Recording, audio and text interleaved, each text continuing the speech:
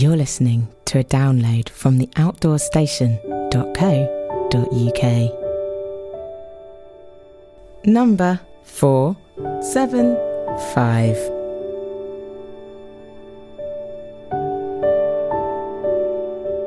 Hello and welcome back to the Outdoor Station and Part 7, the concluding episode from the series recorded during the 2018 TGO Challenge, the 200-mile walk from west to east coast of Scotland, organised by TGO magazine. This episode covers the last 2 days and picks up after the social evening spent at Tarfside village. Tarfside is a small Scottish community at the end of a very long road which welcomes challengers every year onto the sports field to camp for free. In return, we top up the coffers by visiting the Mason's Arms over the road, and this year they also added a barbecue to the liquid offerings, which made for a lovely evening. Early in the morning, the dawn chorus is rich and varied. As the sun rises, the birds release their joyous, high-pitched song from above, whilst at ground level, the noise is somewhat less tuneful.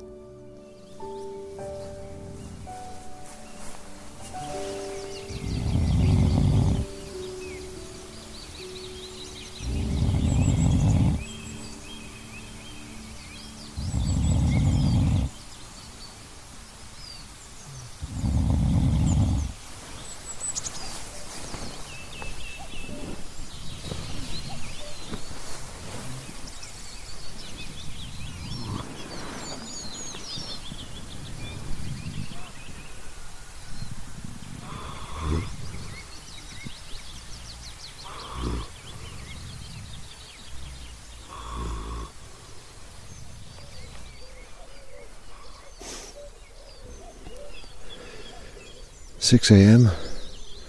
and at Tarfside you can hear the dawn chorus beautifully coming through from above and from below as people are restlessly turning on their mattresses and still heavy breathing from the previous night's exertions over at the Mason's Lodge. And it was a really good night too. They put on burgers last night from about 6, and my little group certainly tucked into those rather than eat down at St Drostan's,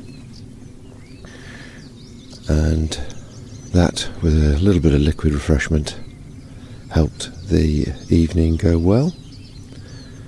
I crawled into my tent, I think around 10ish, and I was disturbed about 12:30, 1 o'clock, as everybody else stumbled back in various forms of tiredness, I think is the right word.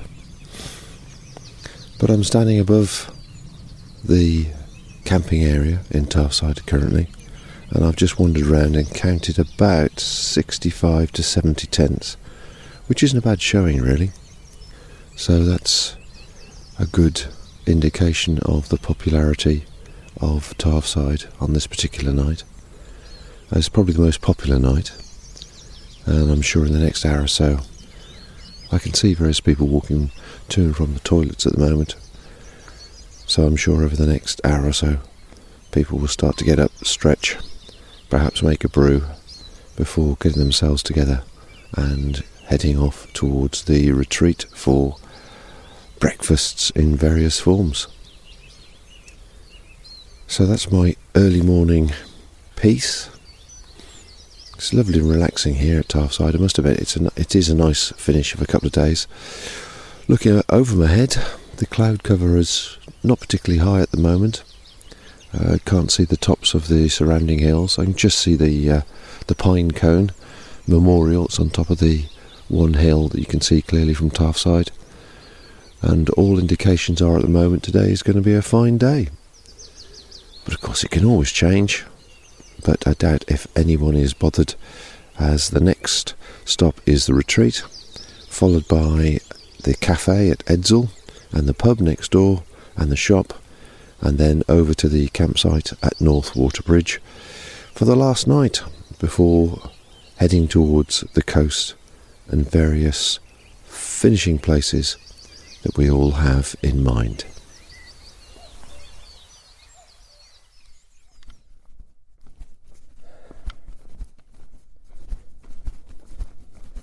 Well, it's just gone 1 o'clock and I'm taking the very gentle stroll towards Edzell now along the farm track, and just saying it's a lovely transition from the hills and the highlands to rolling hills to the gentle flatlands and unfortunately civilization.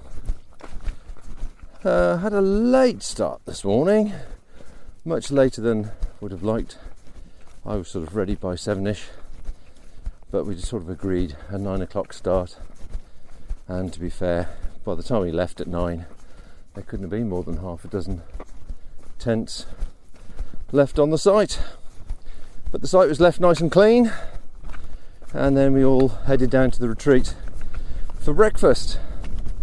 Now it's 2 years since I've been to the retreat, and last time the breakfast was a smoothly oiled machine, but yeah, this year it seemed to be a little bit disorganised. Anyway, cutting a long story short, new chef, not quite ready for the onslaught of 70 people arriving all within an hour or so of each other, staff running around adding orders, chef not coping, chef not prepared to receive help by the sound of it, and so consequently it all went a little bit haywire. But not to worry, hey, it's the end of the TGO challenge, who's rushing? Fortunately a few people were apparently getting disgruntled and disappointed having to wait an hour for a bacon sandwich, but hey, come on guys, it's the last 24 hours. Do you want to rush anything? So, in the end, by the time they got to us, we've made our orders for full breakfasts, etc., etc. But by the time they got to us, they'd run out of eggs. They got through 60 eggs in the morning, and they run out of bacon, and they run out of sausages. And they said the supply truck should be here any minute. And we sat there and said, look, hey, just tell us what we can eat, and we'll eat it, no problem. So we all had sandwiches and some toast and tea and coffee, and that was enough. Everybody was happy. It's fine, no problem at all. And then of course, just as we finished eating and getting up from the table, the supply truck arrived with all the next deliveries, so that was a bit amusing really. Anyway, so as I say, a late start, and it's 1 o'clock now, and I can't say I'm near Edzell. I think it's going to be another hour or so before we get to Edzell anyway. But by that time, all the early people, the people in a rush to get to Northwater Bridge, I guess, will have passed through the cafe. So, a very small cafe in Edzell that works like Trojans. Amazing how many people they feed in a short period of time. So the wave goes on from the retreat cafe to the cafe in Edzell, and then the wave continues to Northwater Bridge via the spa shop, where they probably buy them all out of sandwiches and treats and nibbles for tonight's little gathering. And tonight in Northwater Bridge, well, it really depends on the weather. I've been there a few times now, and if the weather's warm enough, everybody's standing around chatting, sharing food, having a laugh, reminiscing, making contacts, getting people's details. But if it drops just a few degrees, that's it, everybody's in their tent and the socialising is over. When the weather's terrible, it's always interesting to see the bemused look on the caravanners as they stare out through their windows. What on earth are all these unkempt, scruffy backpackers doing camping next to my caravan? And then by the time they wake up the following morning, we've all gone. But it is nice to have a good shower, and wash up, etc., etc., before the sudden urge takes you to get down the road to wherever you might be finishing, St Cyrus or the Links or wherever. So, feeling 110% really, actually. Pretty good all round. Feet are fantastic, no problem at all with my feet. Been interesting the few times it has been really, really hot and walked on hardcore or road and stopped and just taken the shoes off and felt the heat coming off my feet. So you can imagine what it must be like if you've got heavy boots on and Gore-Tex lined boots which don't let the heat out. So it's no wonder that people have been suffering probably more than normal actually with blisters this year.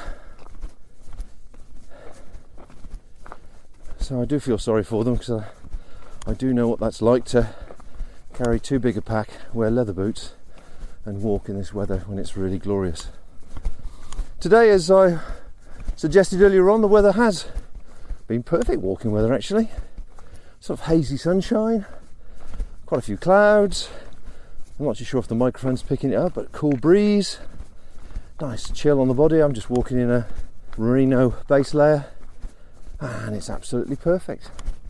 Dry underfoot, apart from the occasional bit where the cattle have been gathering. Involves a little bit of skipping, but otherwise pretty good condition. Now, you may not hear the other three in the background. That's because, for some bizarre reason, Tony has led them up a path when I've taken the lower path, and I have no idea where they are. There's a wooded section which has all been cut down now. I remember the first year I did it, this wooded section was thick and we were walking under a canopy of trees, but it's all cut down now, and the path that I thought, oh there they are, they've actually dropped down the bank and got onto the path and they're following me now. So there you go, that's what happened to them. Don't take the high path, take the low path. So as I was saying, yes, I'd lost them basically. They'd taken a high path and I thought that's not right. So I can take the moral high ground, literally, and feel very superior about having correctly remembered the right path. Which all adds to the fun of the day and a little bit of banter, of course, when we get into Edzell and enjoy whatever luxurious items are placed before us, either food. The cafe is just a door or two away from the pub, so I'm not too sure which one will win on the appeal front, but I have a very good idea. So I've not really interviewed as many people as I'd liked this year. Not really had the chance, to be honest. It's only yesterday at Tarfside I saw enough people to talk to, and there's a couple of people I really want to corner if I can before they have too much liquid refreshment when they get to the hotel at Montrose. Some interesting conversations about walking in different parts of the world and experiences. So if I can, I'll try and top this up with a few more interviews with people who've done this for the first time and perhaps joined us from overseas. In the meantime, I need to get through this gate.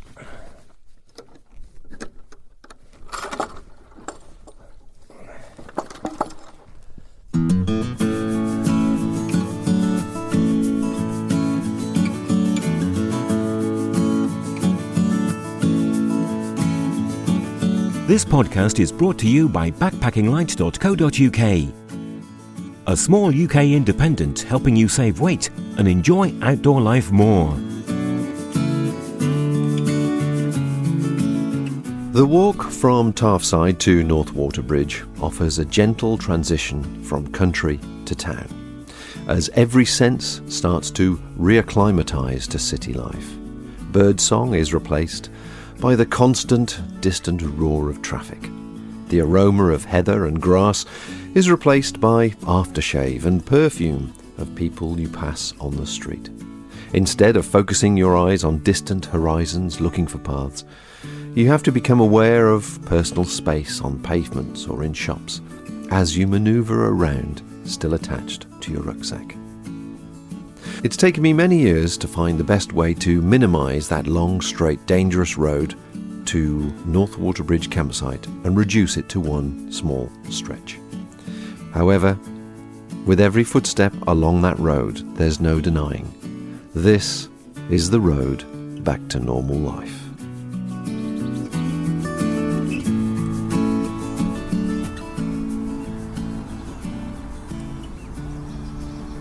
"6:30 Thursday morning, and the Northwater Bridge is slowly coming alive to the early morning dawn chorus of birds and heavy traffic. A lot of challengers are now awake and starting to get themselves together, packing up, mad keen to get to the coast and get it all over and done with. It's only 13 kilometres from here to the coast, so there's no great rush, and me and Tony, Lee and Heather were all sort of chilling out another hour or so, perhaps have a good shower, and by the time we get going around 9ish, I would expect most people to have gone from here. I'd say there's probably the best part of 30-35 tents on the Northwater Bridge campsite. A fairly quiet night, a little bit of socialising, but certainly as soon as the chill hit the air, people were more than happy to get into their tents and get to sleep, get some shelter, get some warmth. So the last day of my 10th crossing, I have to say I've had a fabulous crossing, really. The weather makes it in many respects, and only had a couple of days which are really frustrating or hard work. The rest of the time it's just been reasonable weather and good walking conditions. But as you can hear, the traffic here at Northwater Bridge is just unbelievable, and it's a real wake-up call for reality and civilization, which we're returning to after a couple of weeks in the beautiful Scottish Hills and mountains. Fascinates me, really, this campsite. It's probably got the best part of 60 or 70 static caravans, and this is where people come for a break to get away from it all. But it's right next door to the A5, and I really don't understand the appeal of thundering traffic. But you never know, other people's lives are all different, and they might be living in somewhere where traffic's even heavier than this. Anyway, as I say, 6:30, and I've just woken up, so I thought I'd just do a quick piece, and I'll catch you a bit later.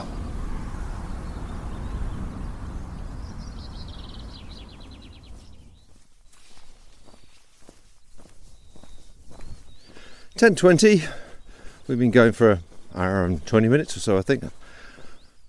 Heading towards the usual route towards St Cyrus, and then we're going to veer off and finish at the Links golf course via a cafe, I'm told, which will be something to cheer us all up, I suppose.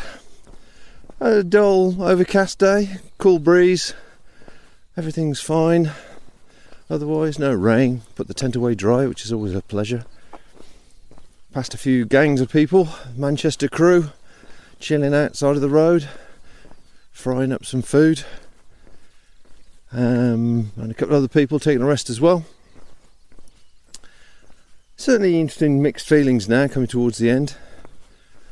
Glad that I've completed the 10th and seeing it through, and I've been trying to reflect on the 10 crossings that I've done, all the different routes and the places I've been. And when people mention names, I think, yeah, I'm sure I've been there, but I can't quite remember what it looks like or what it was like underfoot. So, certainly is maybe more familiar with lots of areas in Scotland, certainly by name if nothing else. And I need to go back and look at my notes and photographs to remind myself of those particular times. But it's interesting, the memories we're all sharing of different trips that we've done, it's usually the people and odd moments that make the memory that stick in your mind rather than the actual route sometimes. So, as they say, it's all about the journey and the people that go to make that journey up rather than the destination. People were leaving really early this morning. Yeah, it beats me why. I really have no idea. What's the point of getting up at 5 o'clock or 6 o'clock and heading off when there's only 13 kilometres to go? It's only 8 miles. Unless they're doing something spectacular. And certainly from Northwater Bridge there's very little, anything spectacular you can do. So I can't see the point really. The sooner you get into Montrose, the sooner you start spending money. So, such is life. So plodding up the hill of Morphy and slowly getting closer. We're all sort of talking about the jobs we've got to do when we get back. Cut the lawns, do the cleaning, clean the stuff, dry the tent out, etc, etc. But of course, living in a rucksack for a couple of weeks, there's actually very little to do when you get back, apart from all the jobs around the house, which I'm sure are being listed off for me as I speak. But a lovely crossing, all in all. Really nice weather, and even a few days of miserable wet weather or the wind have long been forgotten. I thought I'd treat myself tonight and book into a hotel. The options are possibly camping at the park. They have a small area where you can put a few tents, but it depends who gets there first. And then the campsite is, I don't know, half a mile walk, which is a pain in the neck after a few beers. So I found a small hotel down the road that had a room free at a very affordable price. So I'm choosing that tonight, which means I can get on the train dry tomorrow, well rested, and more importantly, clean, and get myself nice and clean, ready for the long journey back. And I won't be home till 9 o'clock, 10 o'clock at night, so long train journeys for me tomorrow. But at least I can charge my Kindle and sit back and enjoy some stories on that at the moment. Anyway, nothing else to report really. Maybe I'll chat with the guys a bit later on, or hopefully a couple of other people at Montrose before the party begins, and we can get some other ideas of how other people's crossing has been.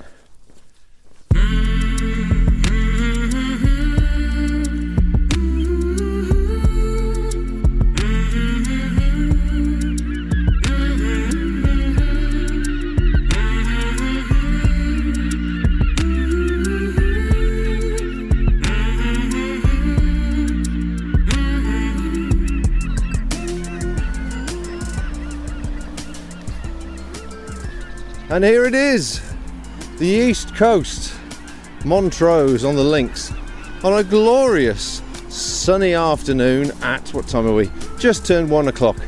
We've hit the beach, miles and miles of sandy beach, just behind the dunes. Hardly anybody on the beach whatsoever, apart from ourselves.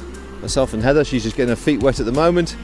And the challenge is over for 2018 and my 10th crossing. And I'm feeling pretty good.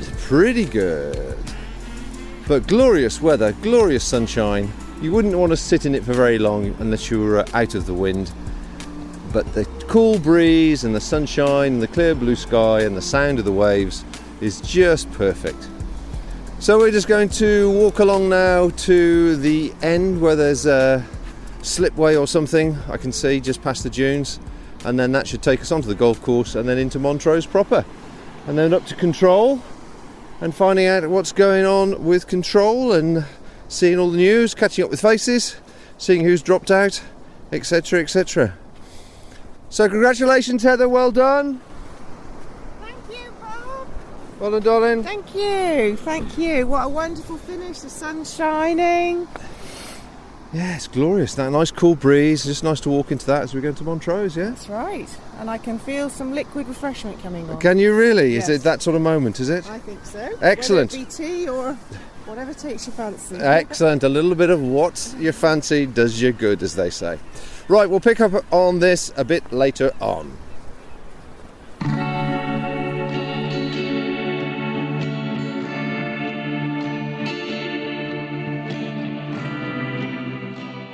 Arrival at the East Coast is a mixture of pleasure and disappointment. Pleasure to have completed your 2-week task, and disappointment that it's all over. There's nothing more to do now than get on the bus and head for Control, who are based every year at the Park Hotel in Montrose. Here you get to meet the team who quietly track your progress and keep an ear out for anyone who may have lost their way for whatever reason.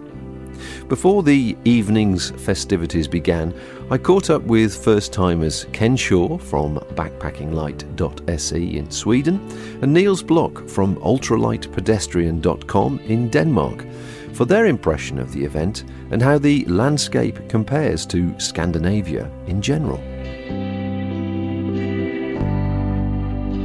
I like it. It's very accessible. If you compare it to Scandinavia, for example, it's accessible. Everything's really close. You can get to the train. You can get your shoes on. No matter. It seems like it doesn't really matter where you live here. You can just get out in the outdoors quite easily here. So I like that. Yeah. And what about the actual landscape itself compared to Scandinavian landscape? Listeners will be interested in how it compares if they're considering going and doing something in Scandinavia. Yeah. Well, Scandinavia is a lot of woods, forest and so on, but if you go up to the northern parts of Sweden, then I would say it's very similar. Of course, Sweden has a little bit higher tops and so on. I think the peaks there are around 2,000, and there's several of them, and then you have everything down to 1,000 and so on. So very similar as far as the actual nature and the walk goes.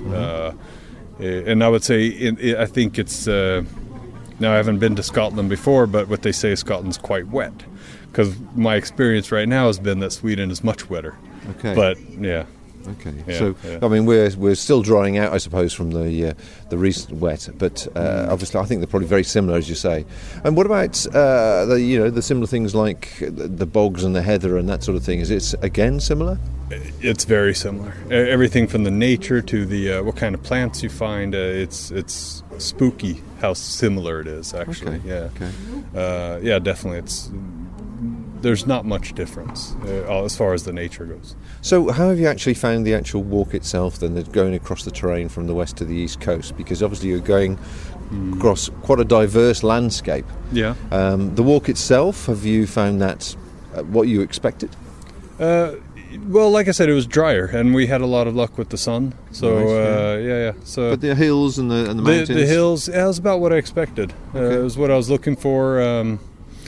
Yeah, no, I liked it. There was parts where yesterday, for example, we walked 35k and it was just roads and forest, and that was kind of that was a bit rough. But rather than that, it was about what I expected.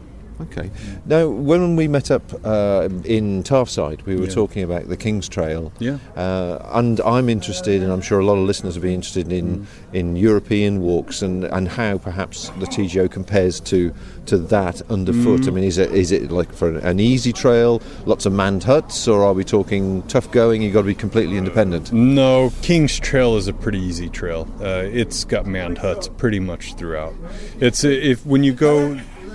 The King's Trail itself is actually quite long. You have the south and the north sections of the King's Trail, and most of the King's Trail is there's cottages the whole way, manned cottages and so on, and it's a fairly easy walk, the actual King's Trail, and I think most amateurs and beginners could do at least the northern section, say to Abisko and so on, which is like the peak of the King's Trail.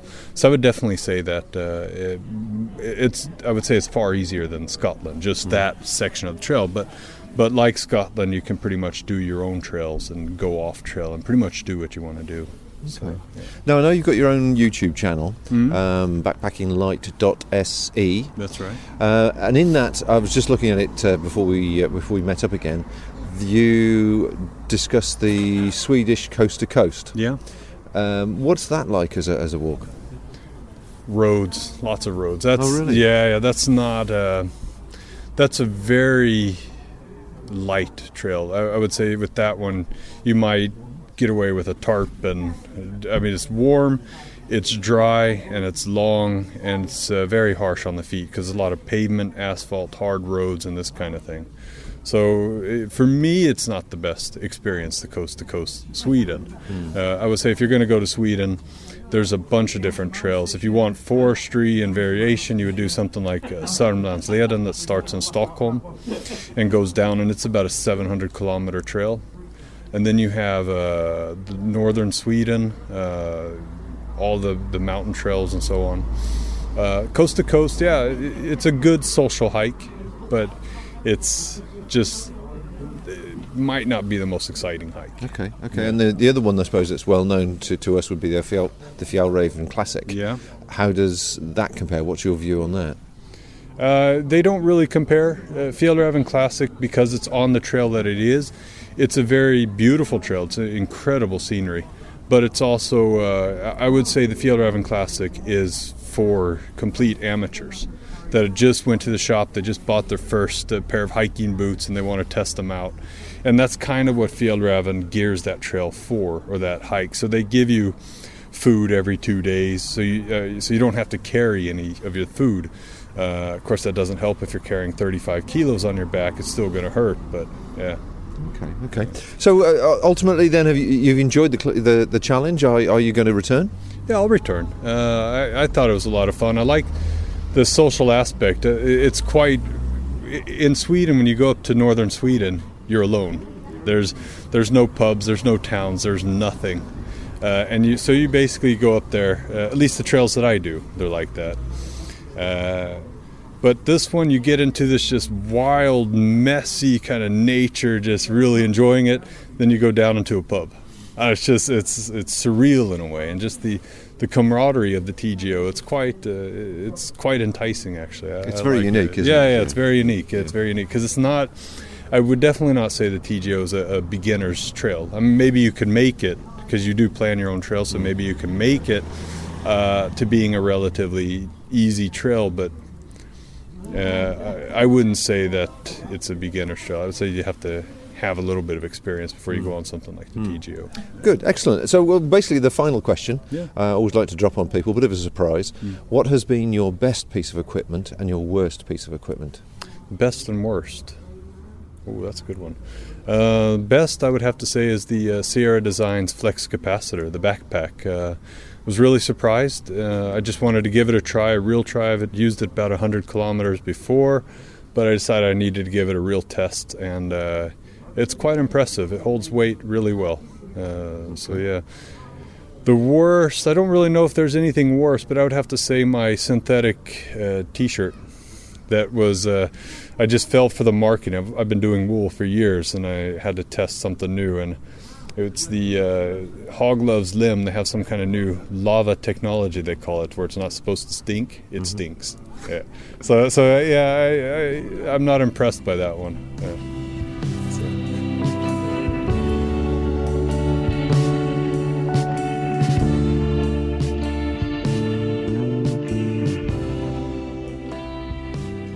Oh, I've enjoyed it immensely. Well, it's hard not to with the weather and all being as good as it was. I've never been to Scotland before. The closest I've been was Hadrian's Wall Trail a couple of years ago, and so I always wanted to come to Scotland and do the TGO from the first time I've heard about it. And I think maybe it was Chris Townsend who introduced me to it. So at one point, yeah. So what are your thoughts on the actual terrain itself? Has it been tough? Has it been fairly easygoing compared to what you're used to? I think it was more or less what I expected. I knew it would be wet and boggy, but even though you expect it to be, then when you're there and you sink into your knee, you go like, why did I do this? And then when a whole trail turns out to be like that, it sort of eats on your mentality. but I expected it, and it's just push on through. But it got better as you got further and further east. I thought it got better, but the landscape and nature was more or less what I expected. Beautiful, as I expected. So I understand it's very similar to the Scandinavian landscape, and sort of I've covered that already in some respects. But what about the actual event itself and the sort of you know mountains 1 minute and socialising the next? Well, I came in to do a solo hike actually, and then I hooked up with Ken Shaw from Backpacking Light and in Sweden, and then we sort of hit it off together, and we talked about how social are going to be, and maybe not, but then you meet people, and they turn up in all sorts of different places. All of a sudden you round like a hill, and then there's some other TGO challenges, and it's a bit like being on the Camino, actually, where everybody meets everybody and says, buen camino, or hello, how are you doing, having a good day? And then you sort of drift apart again, and then maybe you meet 3 days later or 4 days later, and at one of the social events along the way, perhaps in some of the towns, or at Tarfside, where we ended up meeting. I thought it would be great. I'd definitely come back and do it again if I have the possibility. Yeah. So you find it, do you think it would be enjoyable for your fellow countrymen? Is it the sort of thing that you hikers that you know for at sure home would for enjoy? Sure, yeah, for sure. I think I was the only Dane this year doing it, but I know of a couple of others that's been over here doing it, and I'll help advertise it in my country now and say, go do the TGO. It's a wonderful experience, a beautiful landscape, wonderful nature, very varied actually. That's one of the things you have, that really wet western country with really boggy terrain, and then you get into the middle of Cairngorm Mountains, and it's a little bit drier perhaps, and then as you progress further east, it becomes more and more civilized in a way, and also drier. And here we are, beautiful weather. And here we are at the seaside. Yeah. Yes, yeah, absolutely. It's almost like the Mediterranean here, except a little colder. So I understand you've had a lot more experience walking in Norway and northern Scandinavia. How, for my listeners, how does walking in Scotland compare to that type of terrain? And is it remote? Is it similar to Scotland? I'd say that you can. One of the things I really enjoyed about Scotland is that you sort of go from a town, and then you're like 10 minutes, 15 minutes perhaps, and then you're in the wild, and you can get the same in Scandinavia, but you don't come down again. You don't cross over a mountain and then you're back in a city like you kind of do in Scotland, because you can go up a mountain, cross a valley, and then you'll hit a town, or you can be in a town or in a pub later on in that evening. It's not really the same in Scandinavia. You go into the wild, and then you are in the wild, and you'll have to go back out or cross a really far distance to get back out again. So in that regard, it's not really the same, but the landscape is maybe a bit of the same. You get higher mountains in Scandinavia than you do in Scotland, but the trails, I would say, I found that when you come here in Scotland, at least, then that a trail, you see it on the map, and when you come to it and you think, where is it? It's supposed to be here, and then you see this sort of faint animal track, and you think, okay, that's the trail. And you follow that for a little while, and then it disappears. And you go looking for it again, and you find it maybe a couple of 100 meters along the way, and see, it's just this faint animal track, and you follow that. So you have to navigate a little bit more. Where if you go off trail in Scandinavia, it'll be the same. But a lot of the hiking trails in Scandinavia are well marked, either by a sign or a cairn or something. So you're not unsure about being on the trail so much. But of course, that's if you want to go off trail in Scandinavia, you can do the same, and it'll be more or less. But I'd say that the nature is similar. Okay. So if you enjoy Scotland, you'll enjoy northern Scandinavia, and vice versa. That's what I was coming to, really. If I wanted to go there, would I find it, I think, as easy as you found it to come to Scotland, start somewhere and finish somewhere following a trail? Would I find it fairly easy? Yeah, for sure. If you can hike in Scotland, you can hike in northern Scandinavia as well. No problem. And again, as I said, vice versa. Okay. I did look maybe more at my map on this TGO than I would usually do maybe in Scandinavia, but that's because it was new for me, and I didn't want to really take a wrong turn somewhere. Yeah. So the final question is a bit of a lowball question, but what has been your best piece of equipment and your worst piece of equipment? My Well, I'll start with the worst, perhaps. I have two, because I have one piece of equipment that I haven't used at all, which was I thought it would be really wet and cold, and it was wet, but it wasn't as cold. So I brought a pair of hydroskin socks that I thought I would wear while fording rivers and maybe in boggy areas and so on to keep my feet warm. But I found it. You get wet feet. That cannot be helped. But I never used the hydroskin socks, so it wasn't that cold actually, and I managed to stay warm without. So that's maybe the worst piece of equipment that I brought, because I didn't use it. But the second worst was my mat, my sleeping mat. I blew a mat last year, and I didn't want to buy a new one, and I had one on the shelf back home, and it was like only for torso size. And I brought that figuring, well, it'll keep me okay. But I've gotten too old, too lazy to have a torso map. So I definitely regretted not bringing a full length one. Okay. Yeah.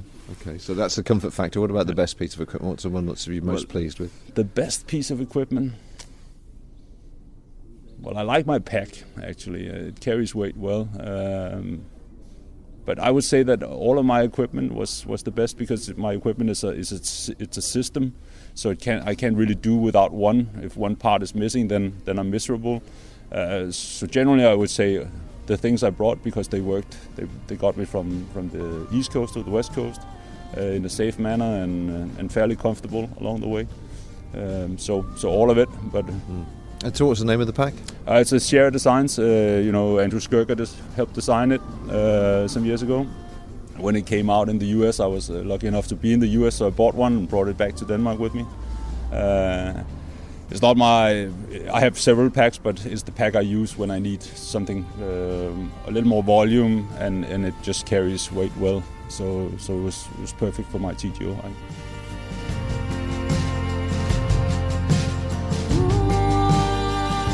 My thanks to Ken and Niels for joining in, and to you, of course, for downloading and hopefully enjoying this series recorded during the 2018 TGO Challenge. I think this will probably be the last one I record relating to the event.